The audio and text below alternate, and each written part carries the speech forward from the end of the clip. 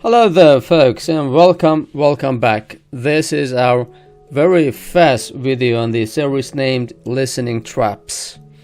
As the name implies, we are going to assess the different traps and techniques required to increase your comprehension of what the IELTS examiners in listening parts expect from you. Firstly, I have to readmit and re-emphasize on the value of listening comprehension. These techniques do not mean that you do not need to focus on understanding more and more while you are listening. No, this is totally wrong. It's your own responsibility by the help of drills I have given you to increase your listening comprehension and to practice being an active listener, okay? So, provided that you are keeping your everyday practices for mastery, you of course have to understand the key insights inside the IELTS exam. You must understand what you are expecting, what traps you may see, what skills you have to acquire and develop. This is also true, but provided that you are going on the track. So again, there is no alternative to the listening comprehension and everyday practice. So I want to start by a basic point. You remember, inside the listening and of course reading, we have word limit for the answers. Just in order to review, I know you are familiar with this topic. You have practiced a lot and you know the meanings of the meaning of these terms, but for revision purposes, the word limit to this question is one word and or a number. Now, what does this mean? One word, it could be just one word. It could be, for example, a bus. It could be one word and a number.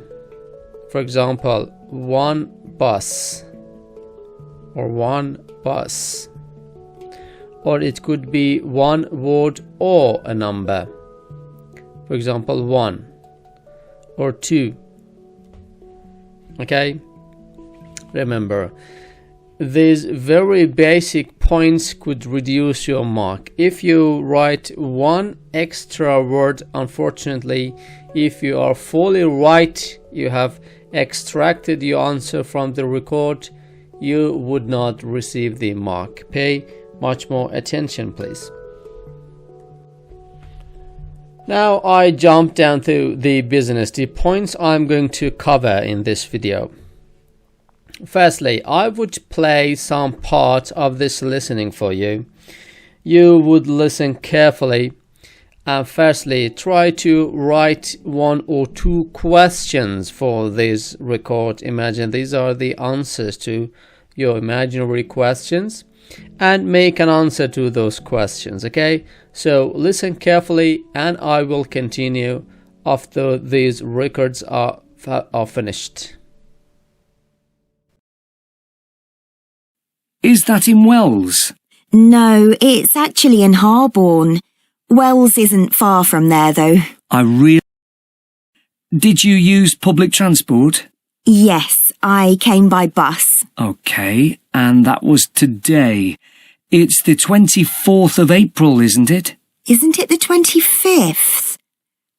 No, actually, you're right. And what was the reason for your trip today? I can see you've got some shopping with you. Yes, I did some shopping, but the main reason I came here was to go to the dentist. Do you normally travel by bus into the city centre? Yes, I stopped driving in ages ago because parking was so difficult to find, and it costs so much. I see. The bus is much more convenient too. It only takes about 30 minutes. And how satisfied with the service are you? Do you have any complaints? Well, as I said, it's very convenient and quick when it's on time. but this morning it was late. Only about 10 minutes, but still. Yes. So, you probably have understood what I'm going to talk about firstly, and you have successfully created questions and estimated answers for what you listened. Now, I call this trap the different answers or different choices for one question. There are many of these traps scattered around the records you hear in IELTS exam, and you must be prepared. What does this mean in nature, firstly? This means that it's mainly a dialogue, and the person A asks something, and person B gives two answers at least. Okay, it says Z and Y are true, but for example, Z is against what I believe, but Y is just what I opt for, or in different methods, different ways to reject one of them and approve the other one. The answerer may refer to the person who is asking the question to say, okay, this does not fit you, or this does fit you, for example. Okay, and I have tried to gather a sample, a question which is bombarded by this trap. Firstly, I would introduce the question of each trap inside the main exam. The first trap didn't have any question. This is just for practicing purposes. Imagine that the question is where it is located, for example. So you see, it is actually in Harborne. Wells isn't far from there though. Okay, so there are two places, place A or place B. Inside such traps, the answerer speaks about both places. Okay, don't be you must not be taken away by just hearing the names. Okay, they would talk about both names. Okay, and they would tell something about each. You must be able to understand which one is true. The key word here is though. Though is used to speak about contrary, okay, to give contrast about two ideas. So when you say, even if you haven't had all the record, when you hear though in the end, you understand these two concepts are conflicting. Okay. And the next trap, the question was about the date.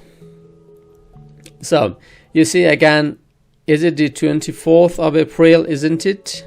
It is asking a question. The person who is answering gives both of them. 25, no, it's 24, no, it's 25.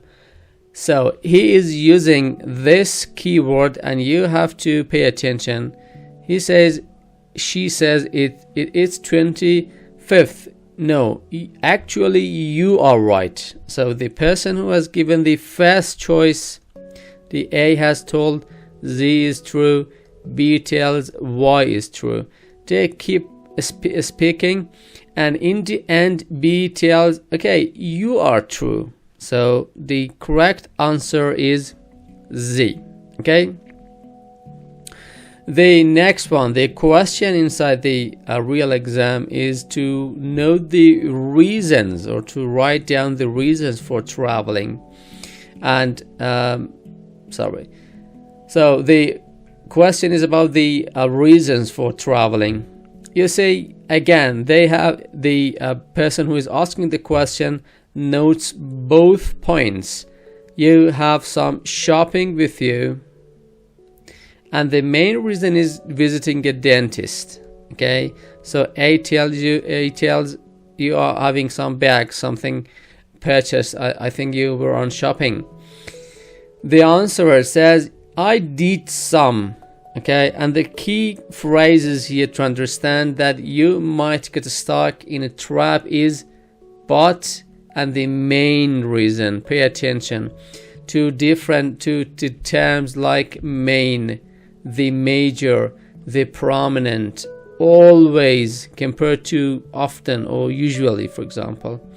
These terms quantify the answer. They tell this one is more important than the previous one, so it's much more likely to be the answer, okay, or to be the main reason. So we had a trap here too. I leave it to you. I do not speak about this one. It's your responsibility to explain your understanding about this, okay? And the last one, the question is about complaints, okay? The interviewer is asking about any possible complaints. Now pay attention to the keywords here. Well, as I said, it's very convenient and quick when it is on time, but this morning, blah, blah, blah. You see, again, just like although and though, but is a word, a keyword, a type of connective that shows contrast in between. When we say A is blah, blah, blah, but B is blah, blah, blah, we are showing that they are conflicting. So it's convenient, but this means that I am not satisfied. I want to express some complaints. So without even understanding the full meaning, by the understanding of these words, you could understand that there is a contrast in between. So the next sentence might be a better fit to be noted down as the answer. I hope you have taken enough from this video. Your practice after this is to review this video if you are not fully dominant on the points covered. And then you have to listen and repeat this video, record. It's on book 18 as much as you are fully dominant, and you could copy the words even you pay attention to the punctuations when speaking, to when they stop, when they move faster, when they speak more slowly, okay? You would copy them just the way they speak. Thank you very much. Keep practicing. Bye bye.